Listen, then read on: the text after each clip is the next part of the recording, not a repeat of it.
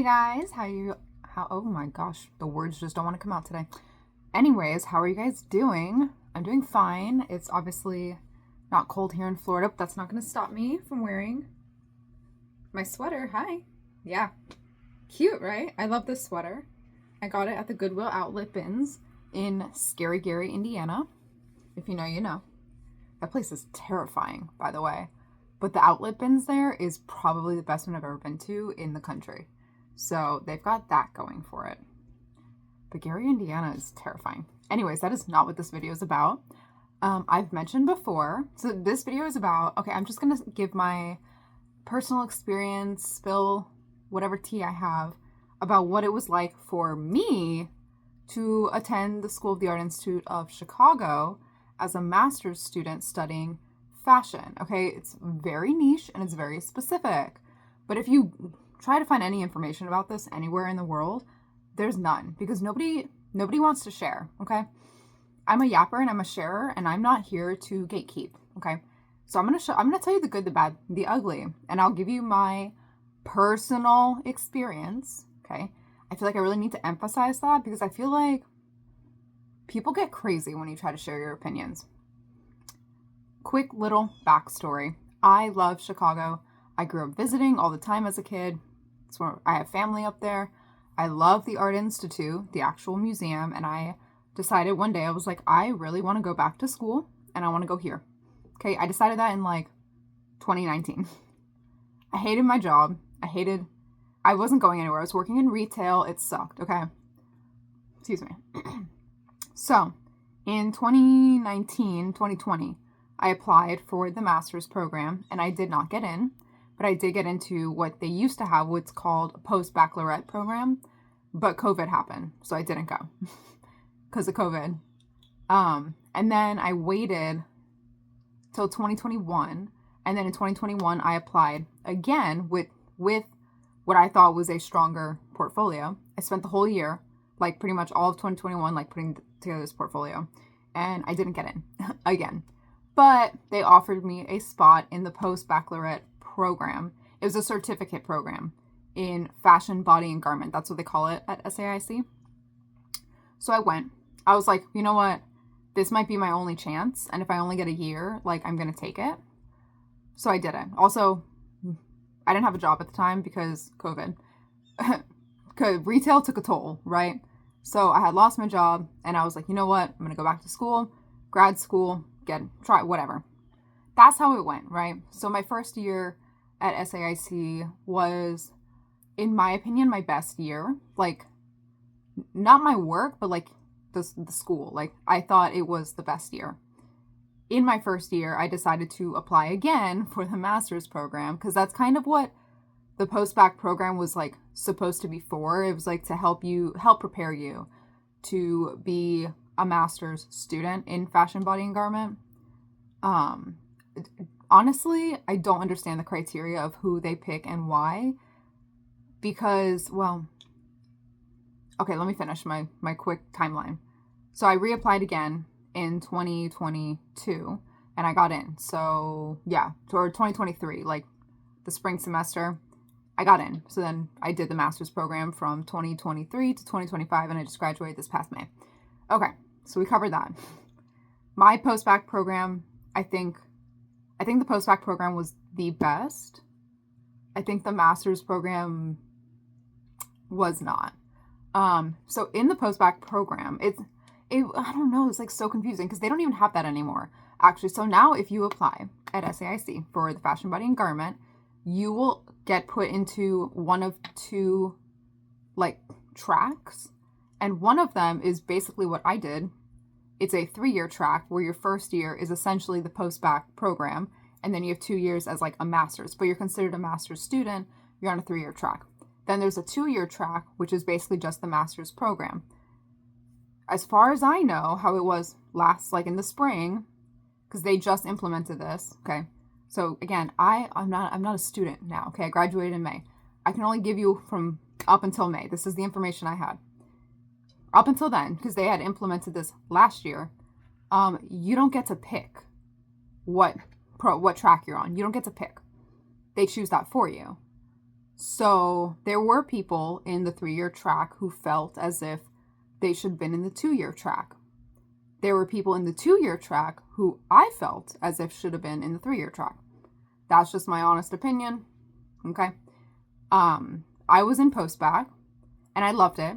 I think I learned the most out of my post-bac year because the purpose of it was to give you like a crash course in basically like fashion.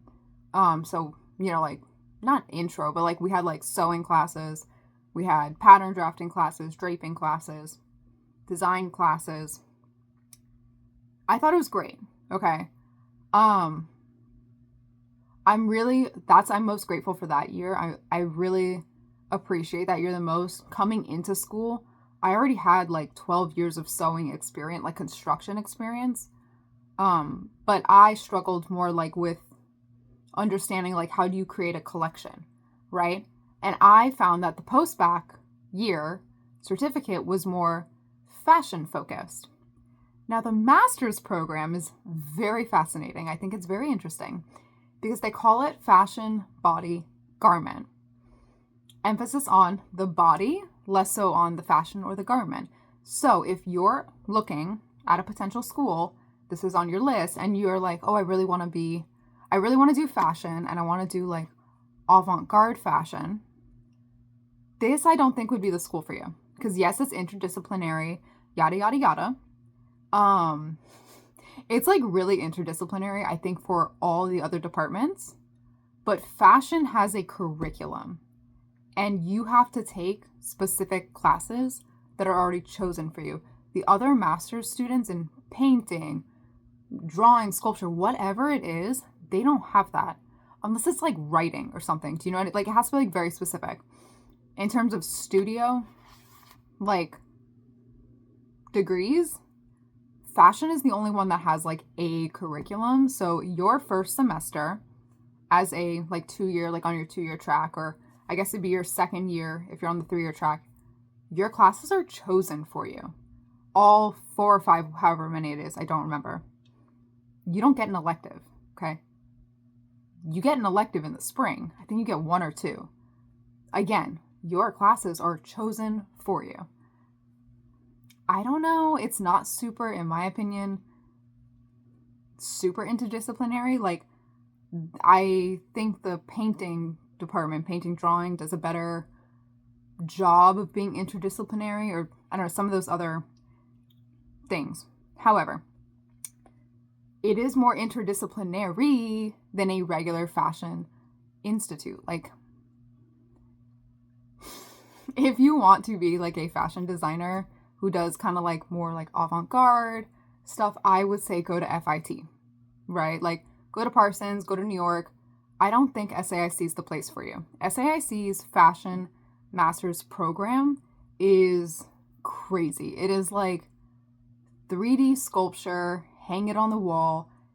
They really, really, really emphasize, and I doubt that it's changed in this last semester, they really emphasize not using dress forms when presenting work. So you can make a garment all you want. You go make a top, but they don't want you to put it on a dress form. Do you see what I mean? And a lot of it is driven by the faculty. I don't know, like, I'm not going to say like faculty names because they're not like really public figures like that. Do you know what I mean? Like they're not professors, they're artists. Okay, they're like working artists. But they're not like well known. And I'm not trying to like throw shade, honestly. It's just they're not really well known. Like if I said the name, you wouldn't like, do you know what I mean? Like, do you know what I mean? The head of the department is very well known. He's a very well known artist, like worldwide. So I feel like I could say his name. That wouldn't be that weird, but I'll just not say names anyways. You can Google. However, the head of the department, it doesn't do fashion. He doesn't do fashion. Okay, it just is what it is. Maybe he did way back early in his career, but currently does not. He does sculpture and installations. So that is what they're going to push you to do in the Fashion Body Garment Master's Program at SAIC. They're going to push you to do installation work and sculptures. If that's what you want, go for it. But if you're trying to make garments, I don't think it's the school for you. There's no fashion show, okay? There's no fashion show. FIT has a fashion show. There is a fashion show at SAIC, but it's for the undergrads. And the undergrads are really great. Like, they do, in my opinion, the undergrads, like the seniors, they do what the graduates should be doing. That's just my 2 cents, okay? I personally think that if you're going to SAIC to do fashion, you should be doing fashion. Okay, I'll speak from personal experience. In my cohort, when I graduated, it was just 3 of us. Out of the 3 of us, 2 of us made actual garments. Prior to that, we had more people. I started out with 7. 4 people dropped. 4 people dropped. 1 person dropped like 2 weeks in. 1 person had to drop, but it wasn't their fault. It was like an outside issue. And then 2 of them finished out the year, and then they also dropped. And out of like the 6 of us, I would say 3 of us made garments and the other didn't. The people who came in last year, everybody does like sculptures. The year before, I would say 1 person made garments and they made amazing garments. Maybe 2 made them, but only 1 was like really good. And everybody else just did sculptures and installations and nothing relating to fashion. I'm sorry. There was nothing relating to fashion. It is what it is, okay? I'm not trying to be like mean, but I think in my opinion, if you are discerning whether this is the school for you and you are trying to figure out, gee, do I want to drop about $140,000 to go to school for 2 years? I don't even know what it is for 3 years, okay? The tuition is like, I think the tuition is like $68,000 a year, okay? And I was lucky because I had half my tuition paid by the school and the other half was paid through student loans, okay? So full disclosure, I was given some scholarship by the fashion program. I think you can also get a full ride scholarship. Don't quote me on that. I really have no idea. I didn't apply for anything. I guess they give out scholarships during like the interview process. So the only reason I attended was because I got half my tuition paid for. And the other half came out of student loans that I now have to pay back. I have to pay back an exorbitant, is that the word? An incredible amount of student loans. Okay, it's stupid. And I'm not going to say the number because I don't want to. It is insane. But you can do the mental math, okay? It's like $68,000 a year. And if you get put on a 3-year track, that's 3 years that you're paying $68,000. So you need to be 1,000% that this is the right program for you. The things that I think they do... Oh, wait, no. I'm not onto that yet. I was going to say the things I think they do right. But no. Okay. You will be in an open studio. Okay? There are no personal studios. Other graduates gets personal studios. The painting, the sculpture, all of these lists. They get their own personal room where they can like close a little curtain and it's private. You do not get that. Okay, you get an open studio. What you get is a desk. And if you're lucky, because they never filled capacity, you get 2 desks. And you get a shared, we called it the living room. You get a shared living space to work, a shared workspace with like 3 or 4 big tables. And you share your sewing machines, which again, it really wasn't that bad. I was never, again, because people were making like 3D printed sculptures. Okay, they weren't sewing. They just weren't sewing. So like the sewing machine thing really wasn't an issue. There's like 12 of them in the room, I think. And they've changed things around since I graduated in May because when I was leaving, they were making some changes to like floor plans and stuff. They got rid of the post back. Post back was the best, okay? Me and my other cohort, it was just 2 of us. We got a whole studio for ourselves. That was the best, most private studio. It was the two of us to one room with one serger and like 6 or 8 sewing machines and like this huge table. Again, that for me was the best year because I had the most space. It was just the two of us working together. It was quiet. It was nice. You're not getting a personal studio. It is what it is. Now, I think it has like its advantages sometimes. It's like a very plus or minus thing. There's no privacy. Like, you're not getting any privacy. I think that's a little annoying because sometimes you want to work and like not have other people around you. But sometimes you want to work and get feedback. So I think the open floor plan is really good for that. Is that like there was always going to be somebody like in the studio with you, which is again annoying. I was like, oh, dude, for me it was annoying because like if you're going to play music, you better have headphones in because there was like 14 of us in there last year, right? When it was just me during post-bac, the two of us were on the same vibe. So we would put music like on the projector and it would just be us in our room vibing. It was so nice. But yeah, so if you have a question or something, there's always going to be somebody to ask, which I do think that is a benefit of an open studio floor plan.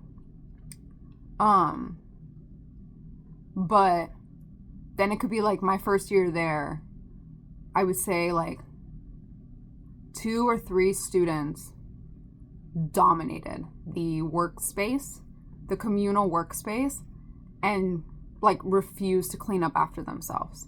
So that is a problem that you may run into as well. Is like, you have to be an adult to be there. Do you know what I mean? So like, if you're going to make a mess, clean it up. Or if your desk, my desk was trashed. Okay. My desk was trashed. My desk, not the workspace. If I was working out in the workspace, I'm going to clean it up when I'm done. Do you know what I mean? But people don't do that. People would leave paper and projects and da-da-da-da-da. And it's like, okay, if you're leaving it for like an hour or 2 because you're going to come back and work on it, that's fine. No, they would leave it overnight. They would leave it for weeks. Do you know what I mean? Like raised by wolves type of deal. No manners. Personal experience, but last year somebody had sticky hands because I lost. Oh, you have to provide everything, by the way. That's another thing. You have to provide your own thread. You have to provide your own fabric, obviously, but they don't give you muslin. They don't give you thread. They do not give you a bobbin for the machine. They do not give you a bobbin case. The bobbin case you can buy from the school. It costs like $20. It's like insane. It's like $20 or $30. The bobbins you have to buy as well. So somebody stole my bobbin and my bobbin case. And I lost a pair of really nice snips as well. So, and somebody else lost there were some other things. Like somebody like left a tool out and then it wasn't there. Type of a deal. Do you know what I mean? Excuse me. But that's just me personally. I'm just saying. Again, that is no shade to anybody, but that is a hazard of having an open floor plan. Is that you just don't have any security and you don't have any privacy, and you need to really trust the other people in the studio to be able to leave and then they tell you like, oh, don't leave your stuff out on the desk. Like you can go purchase on your own a lock for like the drawer. Well, yes, you can, but you're already paying for everything else. So don't forget, okay, tuition is like $68,000 a year. You need room and board. Hello. And you have to purchase every material. They don't give you a piece of paper to write on. They don't give you a scrap of lead to put in your pencil, okay? You get nothing. My first year, for whatever reason, because when we were in post-bac 2, it was just 2 of us. So our classes were joined with the junior class. So we took classes with the juniors. The juniors that year did actually get fabric. So we got fabric, like muslin. And we had a budget to buy fabric because the underclassmen would get a budget for, I think, junior and senior year. Maybe sophomore year, because like it was kind of like a 3-year program. But the seniors for sure got a budget to purchase fabric for their collection, for their runway. As a master's student, you get bubkiss. You get diddly squat. Just know that going into it. I don't know what other schools are like. Maybe they're like that too. Maybe they are. I don't know. Obviously, because I went to one school. I just think personally that if you're paying $68,000 to go to school, that they could give you a bobbin and a bobbin case and basic white and black thread.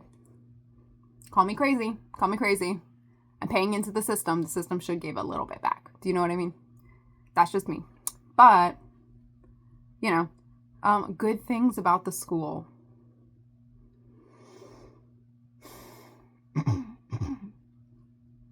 I am genuinely trying to think. Well, the people are nice for the most part. The people are great. I always thought, because like you're on the same floor as the underclassmen, I always thought all the underclassmen I met were fantastic. The grads are a different story, but the underclassmen that I personally met and interacted with were fantastic. They were really nice. They're very creative. Obviously, you're going to get a few that are like, you know, it depends on how old you are when you go as well, because I'm 31 now. So when I was there, I was 28, 29, and 30, right? The kids that were there were like 18 and 19, 20, 21. So like there's going to be an age gap. But for the most part, the underclassmen were fantastic.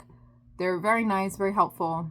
I worked in the, what do you call it, Fashion Resource Center. So like checking out tools and stuff, and everybody who worked there I thought was also very nice. The woman who ran it, I loved her as well. Very helpful. Like if you had a question about machines or like fabrics, like they were always ready to help you. Oh, what do they call it? The Fashion Resource Center? The Fashion Library? That one. SAIC, this is the one thing I think it's not even the master's program, it's the fashion department. The one thing I think they get really well, that they do amazing, but I know they get like no budget either, which is insane, is the like fashion library. I don't know, I forget what it's called. Excuse me. But they have garments in there dating back to like 1880. So it's a whole collection of garments, shoes, hats, accessories. You can set up a time to go and study them and handle them. So it's like a living library. You can't try them on, but you can, hold them. So I got to hold a pair of shoes that were from 1782, I think. They were worn to, excuse me, they were worn to George Washington's inaugurational ball. And I got to hold them. Like, I got to literally hold them in my hand like that and study them. Okay, like that, in my opinion, is the best part about the whole fashion program. I think it's amazing. The guy who runs it is fantastic. They set up really good, like, exhibitions. They're very helpful. It's like, again, they get, like, no budget. This is the thing I don't understand that I would love if somebody could explain to me, is that if every grad is paying, like, 62 and the undergrads are paying, like, 52, excuse me, where was that money going? Where was that money going? Because there weren't that many tenured professors. And I know people weren't getting budgets. Ooh, so where was that money going? That's my question, because when I worked in the resource center, we got a very tiny budget. The library center also got a, like, minuscule, I don't think he even got a budget. Because the people who worked there there was a few graduates who were there on, like, a work study type thing, or part of financial aid. Pardon, my throat is dry. Oh, I worked in the resource center because it was part of my financial aid. But the people who work in the, like, fashion library, they're volunteers. Like, they volunteer their time because they love it. So where's the money going? That was a question I had, because I'm positive if somebody out there were to do a financial audit of the fashion department, they would find a lot of waste going to things.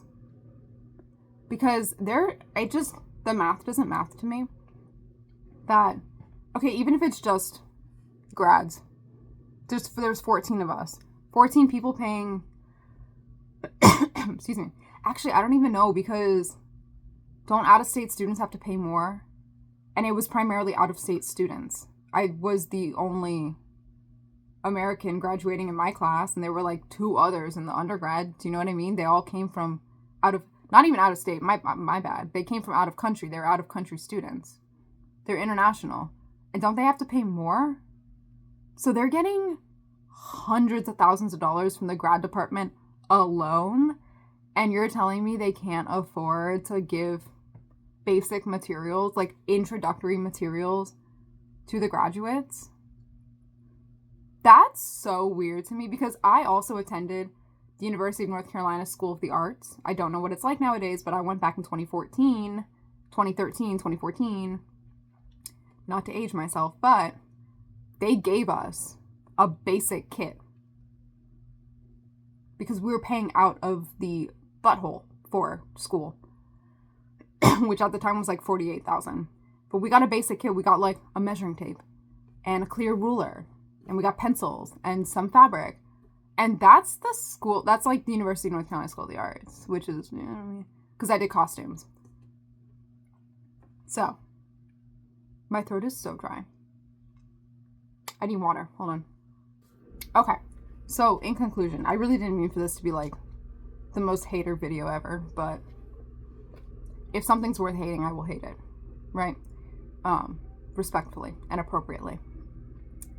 It's just that, like, it really bothers me when things are not run efficiently and to there's to the best of the outcome for the people who it's meant to be for. Like, the school could just do so much more. The department.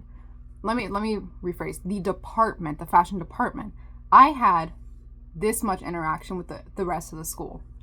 You're in a separate building. The only other outside classes I personally took were in the fibers department, which gave you everything, by the way. The fibers department gave you everything, okay? I took a spinning class. They gave you wool every week to spin.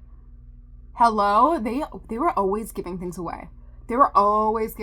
So for you to tell me there's no room in the budget. There's no room in the budget. I heard that for 3 years. There's no room in the budget for black thread that we can buy wholesale. There's no room in the budget. I'm sorry. The fibers department was always giving things away. Oh, but they have better donors. They have da-da-da. Okay, then do your job. If you are faculty of the fashion department, and it's not the students' jobs to go out and find donors. It's your job. You're getting paid a salary. Go do it. That way you can provide better for the students, but they don't care. Okay? They don't care. The other thing is, I went through 4 advisors. I forget what they call them. There's a graduate coordinator. That's what it is. I went through 3 or 4. They couldn't keep a consistent graduate coordinator. Ooh, the door. Okay, there was somebody at the door. In conclusion, because I'm going to finish this now. If you are thinking about being a master's student in fashion, body, and garment at SAIC, I would say, oh my god, I don't want the person to see me because I record at the window and they're walking. I would say you should be very, very clear that that's what you want to do. And if you're going in to make clothing, you will be pushed to not make clothing. Okay, the reason I made clothing for 3 years is because I fought for it, or for the 2 years. I fought for it because that's what I came to do. They will push you to do everything but make a garment. They absolutely will. I don't know what it is they have up their butts about not making garments, but they will push you to not make a garment, okay? I remember my first year there, they told a student, you should really focus on sculptures, and that's what they do now. And they're it's I don't want to say anything bad about it, but it's not, you don't have anything nice to say, don't say anything at all, yeah? So if you want to go make avant-garde garments, do it, but make sure you're a person who can handle people pushing you to do something. Do you know what I mean? Number 2, I would say, do not go in with the expectation of impressing anybody. I saw that a lot, and it ruined people. Their first year, second year, whatever. There were some students that I went with who their only goal was to impress the two advisors who sit there, who are the ones who pick you to be in the program. Why? Okay, like, they would get very upset. They take it really personal when, like, they didn't like the work because the work wasn't, you know? Don't go in trying to impress anybody. Like, go in to do you type thing. Obviously, be open to criticism and feedback. But again, just make sure you know, like, what the people who I personally saw be the most successful, 3 years there, okay? The people who I personally saw be the most successful knew exactly what they were going there for. They knew from the moment they got there, this is what I want you to do. This is my plan. Okay, the person who I personally saw be the actual most successful, who didn't win the big scholarship, which blew my mind. That's how you know, like, favoritism is at play. This person went in, had a plan, had a goal, had a plan, had a consistent. They were consistent throughout the entire 2 years, had the best gallery showing, because you will do a gallery show, like an MFA show, at the end of your 2 years. The best I had ever seen in 3 years. It was spectacular. I still think about it to this day. The people who didn't do as good didn't know why they were there.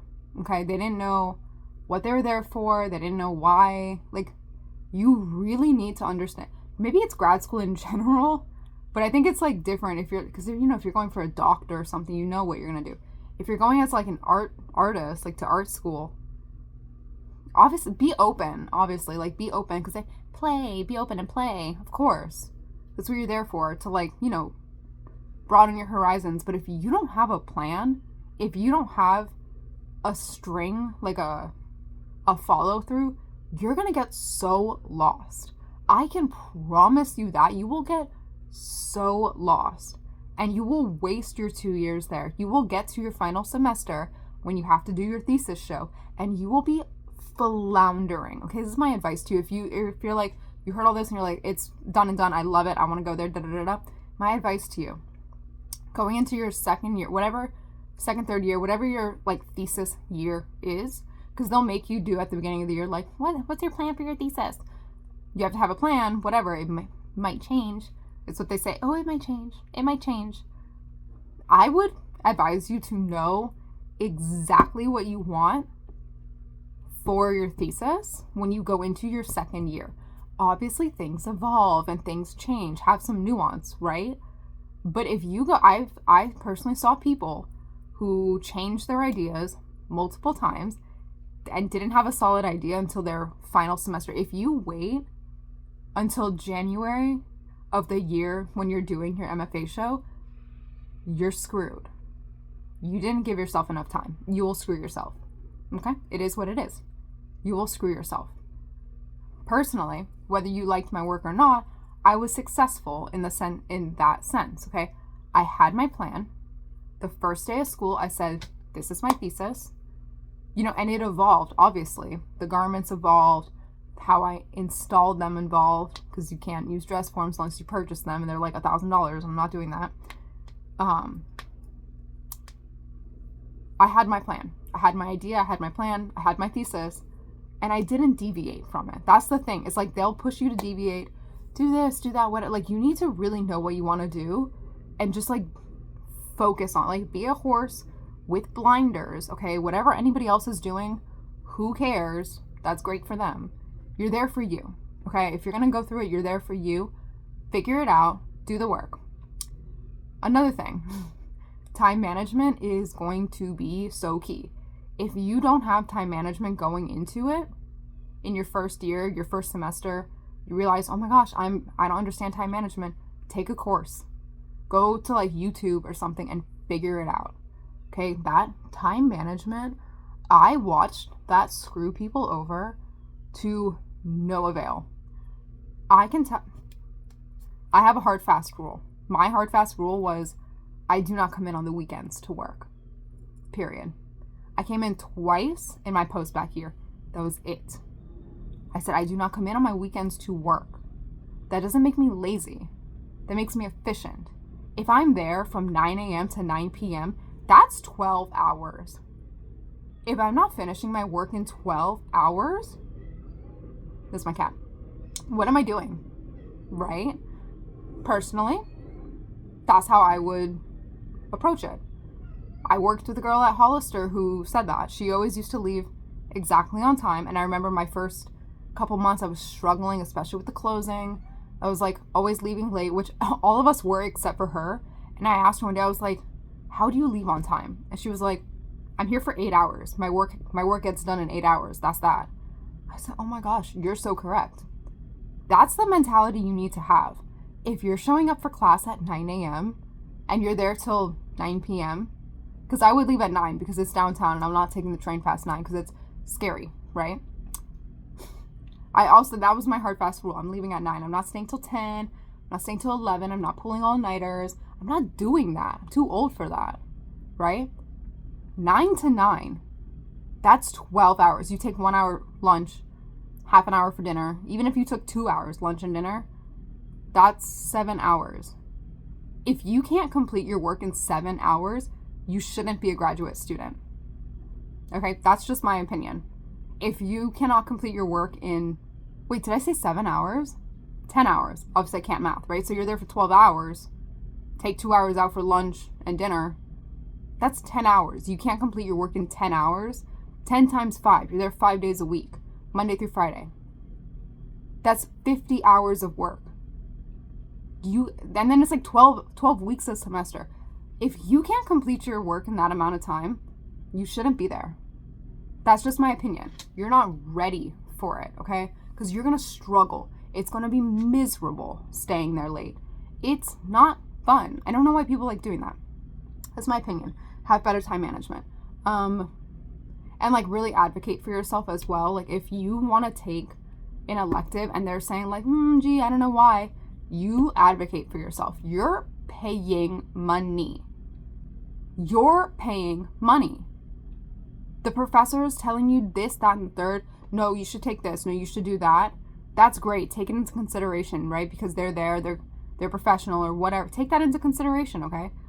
But if they say like, if you really want to take a painting class because you're like, this will further me for my thesis, and they're like, you shouldn't do that. You should do this, because I saw that a couple times too. You're paying money. I don't know about y'all. Money doesn't grow on trees for me. It does for some people, okay? You're going to see that as well. It does for some people. It doesn't grow on trees for me. So everything I took, I was very, very, very specific. That's another thing. You get like maybe 8 electives over your 2 years, okay? I did take a winter class one time. It was worth the extra money, in my opinion, because it was like $1,300. It is extra. It was worth it. You can take a summer course as well, whatever. Choose your electives wisely. There was a student who I watched who I said was very, very successful, and I remember asking them like, how were you so successful? Like, I want to do what you did. Like, how are you, like, what, like, tell me. And that's exactly what they said.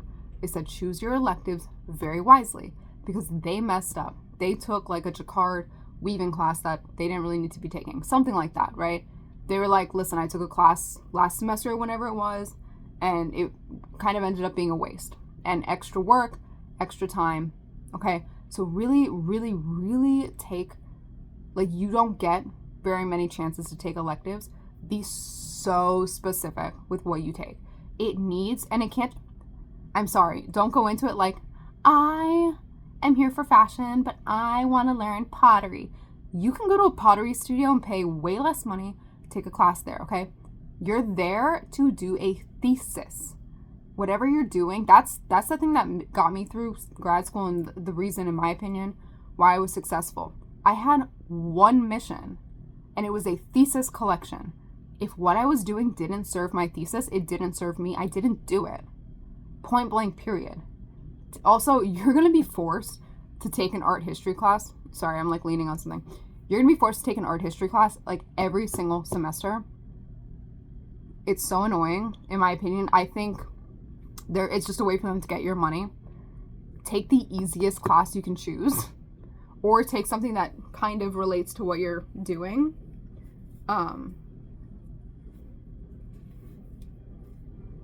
Yeah. Try to take like the easiest class you possibly can. if you're like wondering like, gee, is it easy or not, ask like the people who came before you, like ask the, whoa, the lighting is crazy. Okay, are we good? Ghostly. Ask the, the people who are in the grade above you, ask the underclassmen. Ask the underclassmen all the time. When it comes to professors, if you're new, like they've already had these professors, ask them. Ask them. That's another thing I would say, if you're gonna go, get to know the underclassmen as well, because they're gonna be more of a wealth of knowledge, in my opinion, than the graduates you're gonna be in studio with. That's just my opinion, yet again. Take it with a grain of salt. This is literally just my experience. The only reason I'm doing this is because when I was looking for like information on this specific program, there was nothing out there, okay? I think I saw one person who was like in an architecture program put out a video or two. I didn't vlog while I was in grad school. Maybe I should have. Whatever. This is my what I'm giving back, okay? My honest and true opinion. Is it worth the money? No, it's not. Was it worth it to me? Yes, it was, but for very personal reasons. Like reasons that really have nothing to do with like fashion or jobs or anything like that. It's personal to me.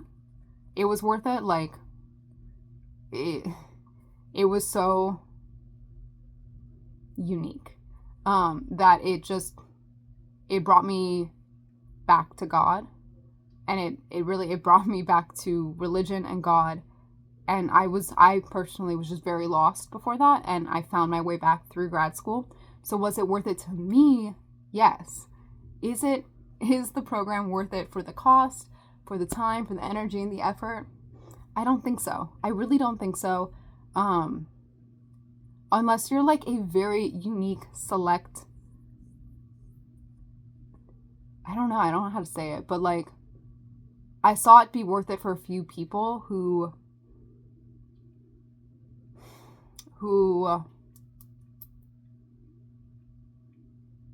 I can only think about like that wicked line, like grovel in submission to feed your own ambition. If you're willing to like, if you're willing to just like throw all your morals to the side and whatever, and do whatever you can to like be successful and kind of like brown nose and kiss up to whoever to be successful, absolutely go for it, do it, great. You'll find success. If that's not you, I don't know, right? I don't really know if it's worth it, personally. If you, this is another very random aside, but if you don't have a victim story, you better make one up, because they love a good victim story. Oh, do they love a good victim story? Do you know how I know that? Because I overheard to my face, a student say that she was underprivileged in life growing up. I shouldn't even say she, they, whatever. Because this person grew up in a suburb of America. They grew up in suburbia, and it was so hard because it was suburbia and they couldn't be artistic in suburbia. Life is so hard. Okay, so if you don't have a story, I promise you, you're not going to have a good critique. They love a good victim story. If you have a great victim story, you're so set. I promise you, like, phew, right? They love that. They love it so much. That's, again, very personal experience. That's my personal experience, everybody. But that's what I saw in the 3 years that I was there. That the people who were, if you could just rack up points, victimhood points, then you were going to be, a bit more set. That's just me personally. I want to be so clear that this is my personal experience. Everybody's experience is different. And I honestly, truly do wish that people would share more their points of view and like their experience going through this program, because mine is very unique and very different than somebody who's an international student who chose to come to this school. Like, why did you choose this program? Or somebody who left. Okay, I know so many people who left the program. Like, why? They didn't want to say why they were leaving. They were just leaving. They just left. That's the thing. Like, they just left. Personally, I think we need to be sharing these stories, like, to give whoever comes in a full picture of what it's going to be like so they can actually make an informed decision. Right? The more information you have, the more sure you can be in your decision. I don't know. If you were super successful, okay, share your story. Because I also think, my opinion too, is that this program used to be really, really great. I think they had a golden era of this program, and I wasn't there for it. Oh, I gotta go soon. But that's just my opinion, okay? And that golden era was like 15 years ago. So, and I think this program could rebound if they just changed around certain faculty and the program and kind of gave it a facelift, like a total overhaul. I think this program could actually be really great. And I think that's why I feel so passionate about this, is because, like I said earlier, it just really bothers me when things are not as good as they can be.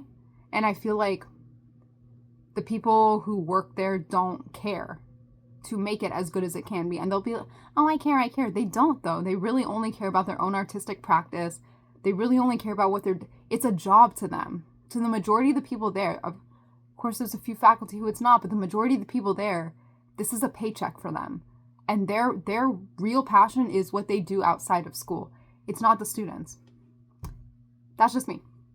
So there you go. That's my whole story. No, it's not. That is a drop in the bucket. That's as much tea as I feel like spilling, because I don't want to be messy like that. I'm not like that. But yeah. Bye.